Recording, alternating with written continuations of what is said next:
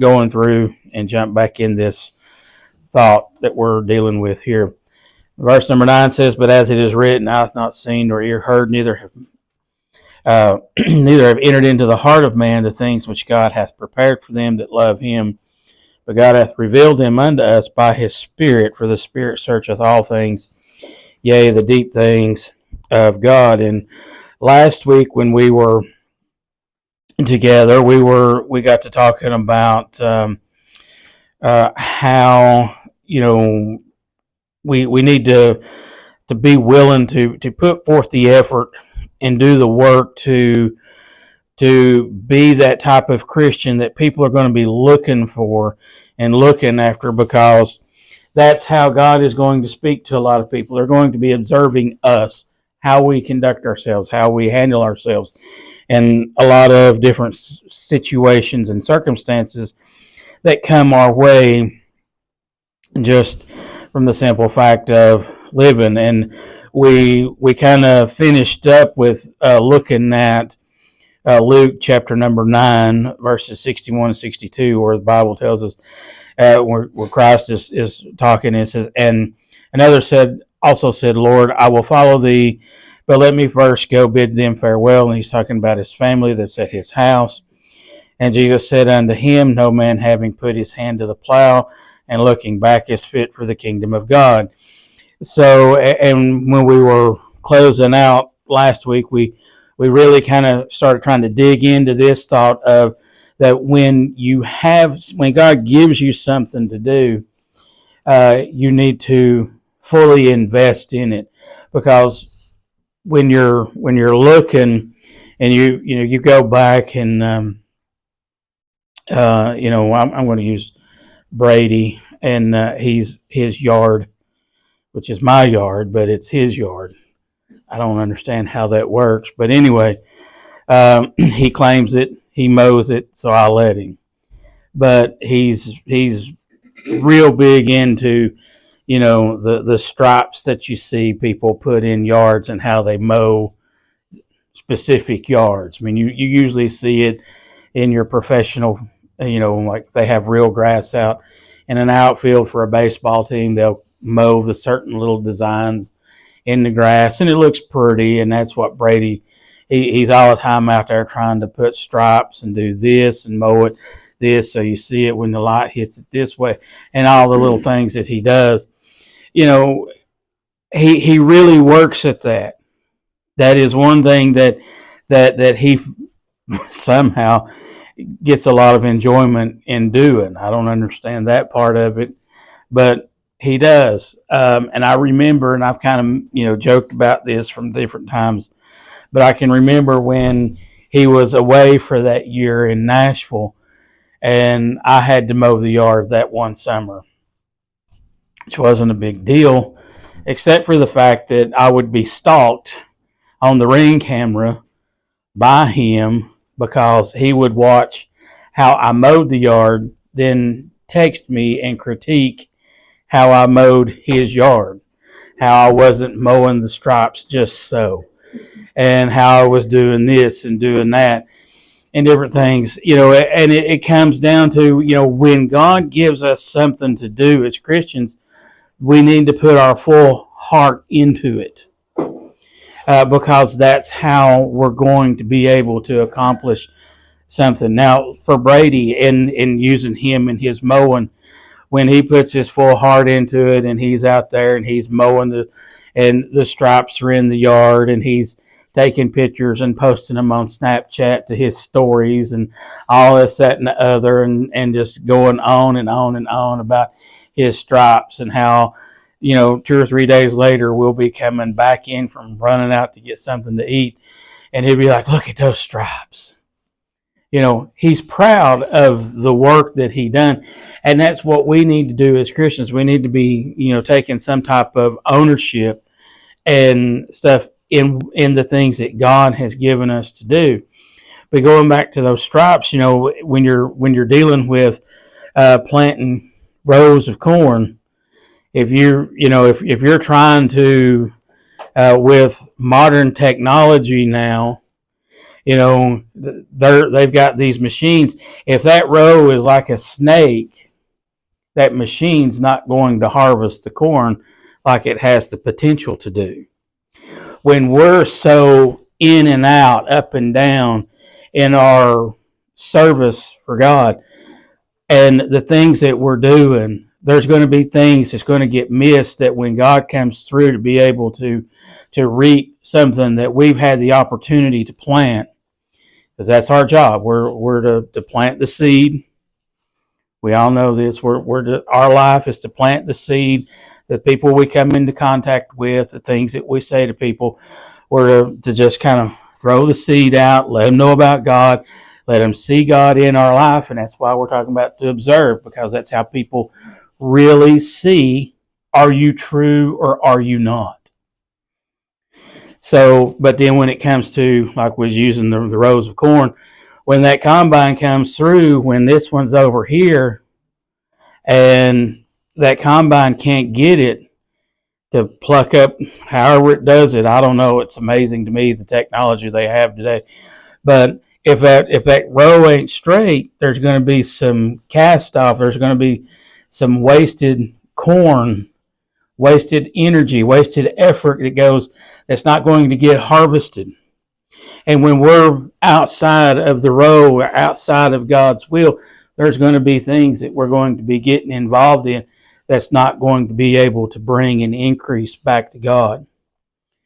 And people will see that, and that will affect how our witness is to other people as we live our life. And that's why God is using, because he's using in that Luke chapter 9. That's why he's using the analogy of the corn, of the row plowing, because what they would do is they would get out and they would point, they would look. Old timers that have the oxen or the horse or whatever's in front of them, and they're behind them with the plow, and they're rolling, they're going down through there. They would look at a fixed point somewhere, and they would try to stay straight on that, because that's how you're going to get one more in the ground and everything. And that's our fixed point, is our service, is God. And that's how, when we keep our eyes on Him, that's how we're going to be able. But when somebody's looking back or looking off or doing something else, that's when everything gets off kilter. And that's how, and it may not, and you may think, well, that ain't that big of a deal. If it's a little off here or a little off there, that ain't that big of a deal. But then when that corn comes up and it's time to harvest, and you've got the combine, and then you come out and you see, you're getting a good harvest here, and then the machine's not doing a whole lot.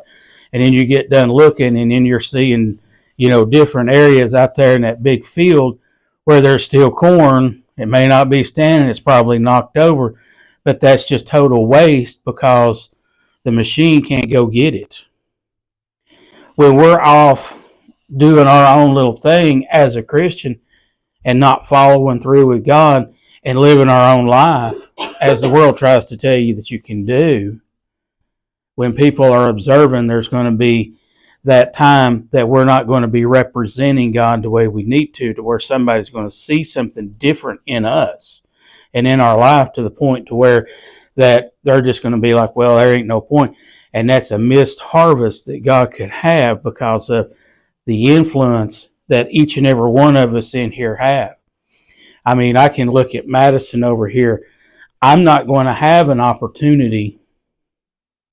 I'm just not. I'm not going to have an opportunity to get on to Carson Newman's campus as, somebody who's at work doing his own thing at work.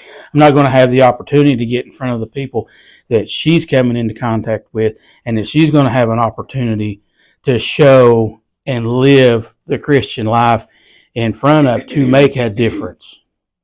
There's Christians out there that we need to be showing and demonstrating just what a true Christian is.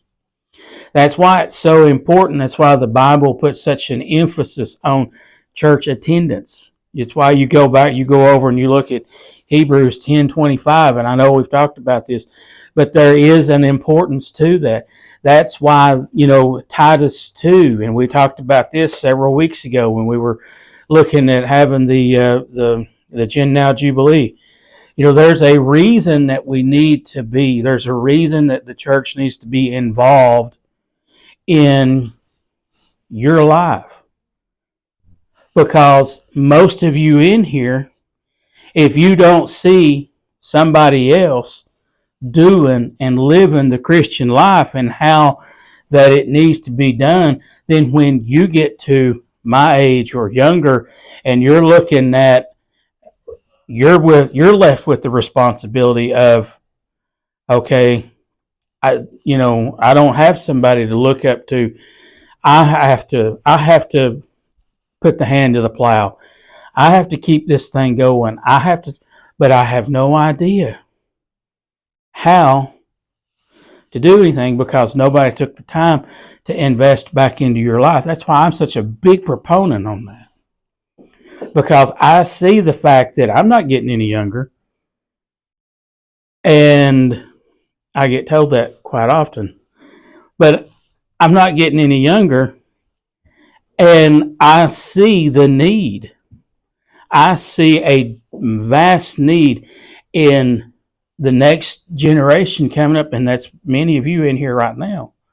I see the need that you need to see how things in the church are supposed to be done, how they're supposed to be run, just all of the ins and outs, the intricacies, because one day I'm not going to be here. You're not going to have me to look to. I'm going to be too old, I'm going to be too decrepit, or I'm going to be dead. I might lose my mind, which there is that discussion that sometimes I seem like I already have. But when that time actually does come and I lose my mind, I'm not going to be here. You're not going to have somebody like me to look up to. All I can do right now is invest the time into each and every one of your all's lives the best that I can. And everybody else that's upstairs right now in Sunday school and comes to church and sees no point in coming to Sunday school, but they'll come to church, but there's no reason to come to Sunday school. That's not the people we need to be following after. We need to be following after the ones that think that this is a vital need and a vital time for the younger people in our church, because this is where you're going to learn what is to be expected, what's coming down the pike if you stick with church. And I want to see you stick with church, because it's when you stick with church that's where you're going to find life.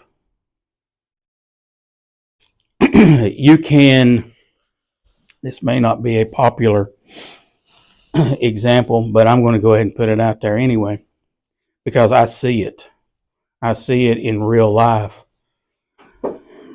Some of the most unhappy people that you're going to run across in your life, and this is going to be probably earth-shattering news to a lot of us in here. I hope not, but it probably will be, because it's going to go completely and totally against what the narrative of society is pushing out there today.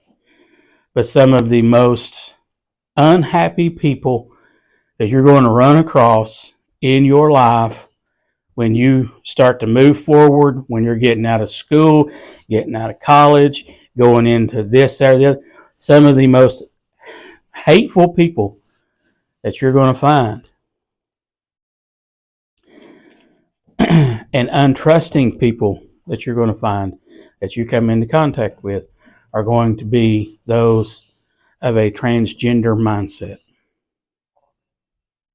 You say, how can you say that? I'm saying it because those people have believed a lie.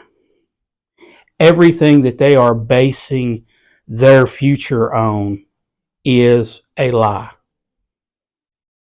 when you're starting your belief system, whatever you're starting, whatever you're founding, if it is built on a lie, it is a crumbling foundation. It's never going to withhold. It's never going to stand the test of time. You say, how do you know that? Well, there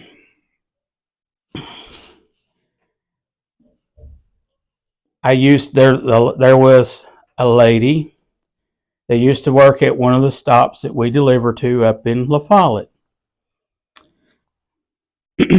She was married to, still is, married to another woman.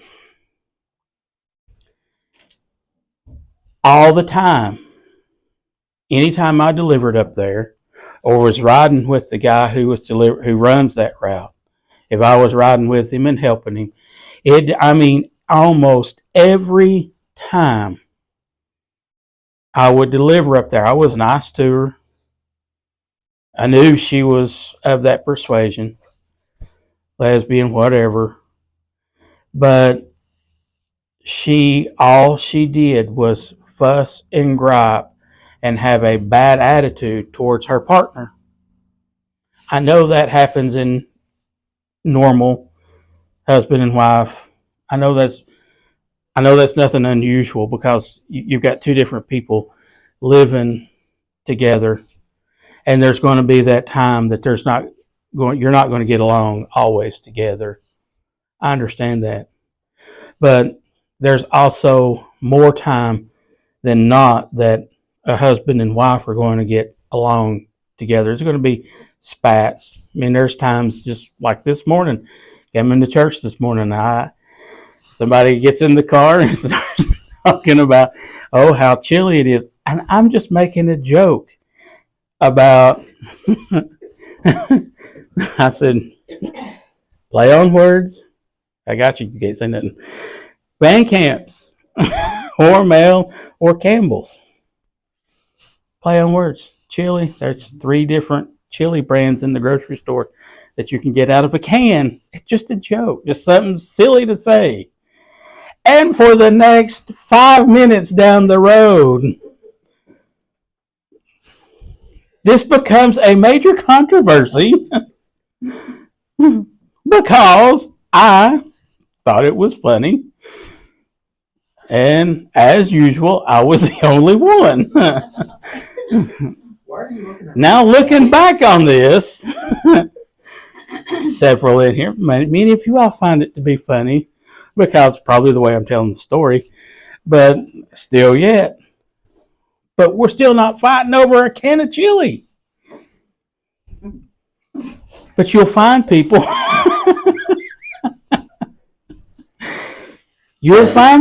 that will. That'll be a big, and they're going to be fussing and fighting over that for who knows how long.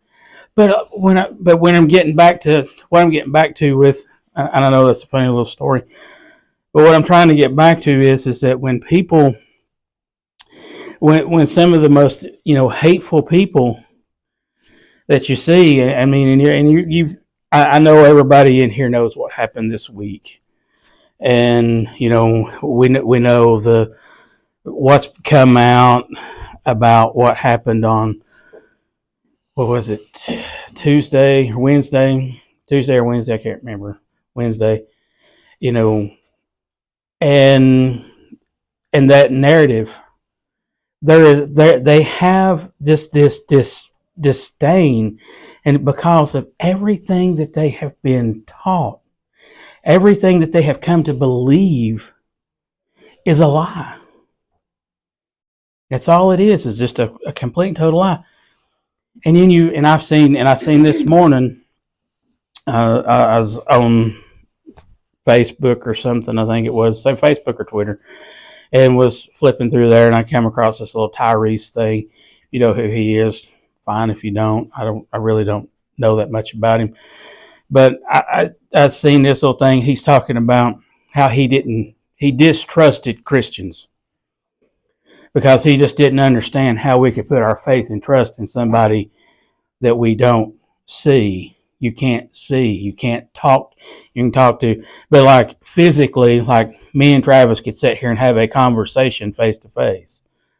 Just the same as we can bow our head right now and have a conversation face to face with Christ. People don't understand that. And I get that because they don't have anything to base that on, because they don't see Christians living the Christian life the way that we should. And that's why it's so important that when we do live the life, that people are able to observe our life as Christians to where they see something different in us. Doesn't mean that it's always going to hit home, but that doesn't mean that we don't try to live the life that is put before us to represent the kingdom of God in our lives, how we conduct ourselves, how we talk, the things that we talk about. I'm not saying that you have to go around and constantly quote and spew the Bible to people out there that you come into contact with. But what I am saying is that when somebody offers up the opportunity for you to brag on God, you need to drop that in that conversation. When somebody comes up and sees that how you handled a situation that you could have handled completely and totally wrong, a situation that you would have been justified in, using foul language, getting violent about, or whatever, and you choose not to do so. And that speaks to someone, and they're like, what? And then they'll come up to you later and say, I saw that whatever happened was going on between you and so-and-so, and how did you keep your cool? That's an open door for you to testify about what God has done in your life, because as a Christian, I'm not going to say, because we're all human, and everybody in here, you can test to this. If you're saved, there are still times to where you can get caught up in the moment, and the flesh can rise up and still try to take over and cause you to say and do something that goes against what you are professing, and therefore people see that as a contradiction in your life, and then they're like, well, you're not really real, man. When really you are. You just allowed the flesh to get the best of you. I've been there and done that. I'm not proud of it, but I have. I've been put in that situation, and I handled it completely and totally wrong, and ruined a testimony to a lot of people. And to those people, I will never get that back. And that's why it's so important that when you get an opportunity, that you take it and you testify of God, and you give that gospel out in those types of situations when you could have really went the wrong way. And that's how that road becomes snaky, is when you get outside of God's will and you just go off on somebody and say the wrong thing. People observe that. People see that. Not only the people that you're dealing with, but also those onlookers. And we all know who they are. They're the ones that slow down to 5 miles an hour on the interstate and almost cause another accident, because they're more interested in seeing what's going on 3 lanes over here. That's what happens. When those rubberneckers, they're going to turn around and they're going to see what all's going on. And then you're going to lose the testimony to that person, because they're not going to see, or may never even know why you got into that conversation or why that happened. But because of what little bit they saw, they've done made a judgment against you that you'll never get back. You'll never get that opportunity back. And that's why it's so important that when it comes to the observance that people put on us as Christians, that we are mindful of that at all times. Because when we get outside of that, that's when we start ruining our testimony. That's when we start going down the wrong path. That's when we allow flesh to come in, and then that will inevitably cause a separation between us and the ones that we're trying to reach, because they're not going to think that we're real, just like with Tyrese. I was talking about a minute ago, and how he just didn't believe in Christianity, but the life that Charlie Kirk lived on live TV, and this is a man that does not profess to be saved, know God in any fashion, professed on a podcast or live. It was just a snippet that I seen on a reel on Facebook or Twitter. But what he said was when Charlie Kirk, he said, I used to think he was nuts because of his open dialogue about his faith. He said, but when he was shot, he died in the faith. He died believing what he was willing to die for, what he believed in. And he said, and that spoke to me. I'm not saying Tyrese is saved, but what I am saying is that the life that one man lived now has given God the opportunity to speak to that individual's heart and life. That from what he has observed of this man over here, who's no longer with us, but from what he observed of the life that he lived, God can still take that, and Charlie Kirk can still get the credit for bringing this man to Christ if the right person gets involved and continues and finishes watering so that God can get the harvest.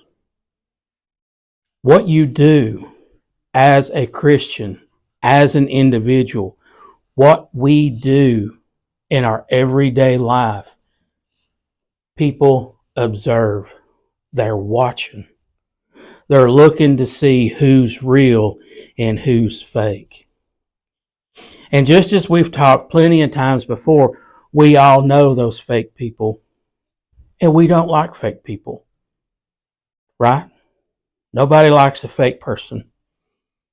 If you're pretending to be somebody else or whatever, you're not going to be highly thought of. Why? Because we want to interact with people who are real. The world wants to see something real in our lives as Christians. Not just something we say. They want to see something real in our life. And when they see that, God is able to take that life, even the unspoken part of our life, our actions, how we handle and conduct ourselves. The world can see that, and God can take that and use it to bring somebody you've planted to seed, you probably didn't even know it. And then somebody else will come along and have an opportunity to water it with the word, with a conversation, or with the way they live their life, and then they see there is something to this. That's why it's so important that we, not only do we talk the talk, but we walk the walk. We walk, we live, we believe what we say. And that gives God the opportunity to bring someone a little bit. May not be right then, but you'll have a part in somebody coming to know Christ later on, if you're living your life the way that He has intended for us to. All right, so that's that. We'll get into the optic absorption next week.